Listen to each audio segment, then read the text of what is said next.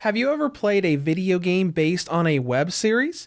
There's actually one that just recently came out for the Switch. No, not that one. I'm talking about the edgy one with the rabbit doll filled with murderous rage and a bloody knife. There we go, that's the one I'm talking about. This is a series a friend of mine really loves and wanted me to check out. So, a mere $10 and exclusive to the hybrid system. Here is my review of Bloody Bunny the game for the Nintendo Switch. The Bloody Bunny game is based around the First Blood series. In a world mostly dominated by sentient dolls, a young girl is being chased down carrying her stuffed animals with her. A claw throws her into a razor blade machine, literally ripping her body into bloody shreds. But her soul is infused into a bunny doll, creating a bunny edgelord that slices every doll in her sight into dismembered, bloody pieces. She then goes on an adventure to save her other plushy friend and annihilate as many of the dolls that killed her as possible.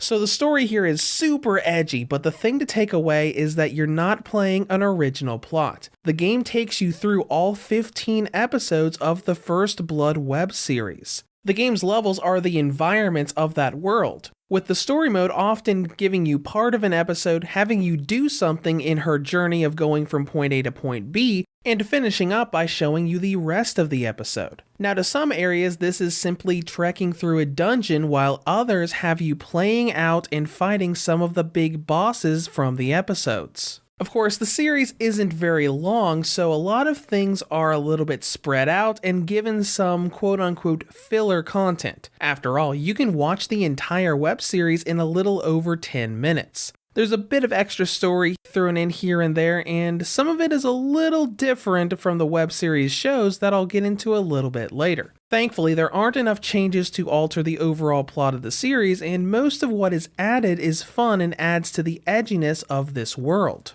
When it comes to gameplay, Bloody Bunny is a hack and slash action game with small puzzle elements. So when you first start up the game, all you can really do is story mode. But once you beat that, you unlock chapter select and endless mode. The latter is pretty much what you'd expect. You go through 50 plus levels in a sort of go until you die fashion. But the bulk of the game is definitely story mode. You go through several stages based on the series, normally with each stage amounting to about 2 to 3 episodes. Each stage has you platforming around 3D areas and fighting enemies in hack and slash combat. The platforming is pretty simple, with you jumping around on various objects and being able to dash across short distances. The puzzles are also pretty light, mostly requiring you to find switches to open up paths or throwing knives at hanging objects to use them as bridges. Now, before we dive into combat, let's talk about the levels themselves. How well did the developers recreate the dark, edgy world of Bloody Bunny? Thankfully, very well. The levels look extremely similar to what the episodes show us, with very minor changes and tweaks. Some of these are so small that you might not even notice them, like the cafe menu being slightly altered in-game on what it was in the cafe episode. Other changes are a little different, but I feel add to the atmosphere. Going back to the cafe, we never see inside of it in the series. The game, however, shows us a horrifying meat room, but out of everything the game has to offer, the combat is where it's at.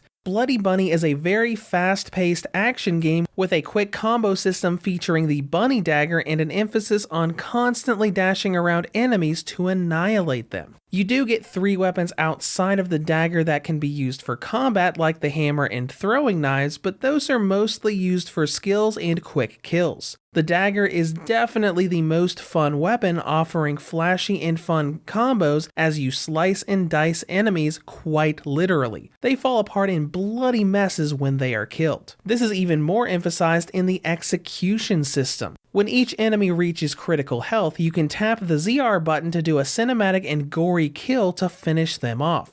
This gives you some health back and can easily be comboed into more attacks on nearby enemies. I do like the execution system with these cinematic kills, though I do wish there was a little more variety. There are a set amount of different enemy types that give you some new variants, but for a lot of the first half of the game, You will pretty much see the same two types over and over again. Finally, we have the Rampage system. Once you fight through enemies enough and build up your gauge, you can temporarily go on a rampage where everything about Bunny is enhanced. Speed, attack combos, attack power, etc. While the system definitely does make you feel like an unstoppable spirit of vengeance and hate disguised as a bunny, the game does have challenge to it. As you get closer to the end, the bosses become significantly more difficult, requiring a little bit more than just hacking and slashing to kill. This is where skills come into the mix. When you end each stage, you go to the Training Grounds hub to spend points on upgrades. This can be done for base stats like health and attack power, but you can also learn skills based on each of your sub-weapons. I would highly suggest you get some of these skills earlier in the game rather than later, as a select few are the key to making the later bosses go from brutally hard challenges to more approachable ones. All in all, this is a great system. You can have wacky, violent fun in fighting mobs and then get to the intense fights with the game's bosses, both from the web series and a few tailored for this game. It's also pretty good when it comes to content and length. The story mode took me around 4 hours to complete and another couple to get the rest of the upgrades. Even without endless mode being a thing, 4 to 5 hours for only $10 is still a nice deal. Next, let's get to presentation. The visuals look pretty good in docked. The renders look crisp, only getting a little blurrish in handheld mode. And as for performance, I can't complain. We've got a solid 60 frames per second in both docked and handheld modes, and that really helps the fast-paced feel of the game. But we should talk about a couple glitches I found while playing through it. Some of the boss fights don't always reset properly when you have to re-challenge them. To give you an example, when I re-challenged the pony boss late in the game after I died, the razor blade from its final phase was still there in the first phase. Another glitch that I'm not 100% sure about has to do with the upgrade shop. The first time I messed with it, I saw 2 purchasable upgrades to the bunny dagger, but every time I looked after, those upgrades disappeared. The damage of the dagger never seemed that low in fighting bosses, so I'm not really sure if this was a glitch in the shop or it really was supposed to be that overpowered by the time it got upgraded.